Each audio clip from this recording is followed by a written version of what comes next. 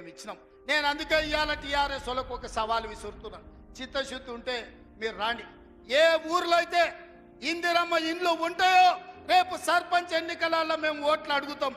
ఏ ఊర్లో మా ఇందిరమ్మ ఇండ్లు లేవో మేము ఎన్నికల్లో పోటీ చేయం. నువ్వు నీ డబుల్ బెడ్రూమ్ ఇండ్లు ఉన్న ఊర్లలోనే నువ్వు పోటీ చేయాలి. నీకు దమ్ముందా? నేను సూటిగా సవాలు విసురుతున్నా.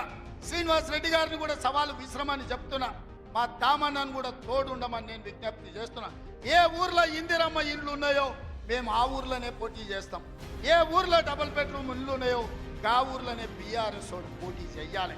దానికి సిద్ధమైతే మా సవాల్ని స్వీకరించి మాట్లాడు. నువ్వేం చేసినావు, మేమేం చేసినావు ప్రజలకు అర్థమవుతుంది.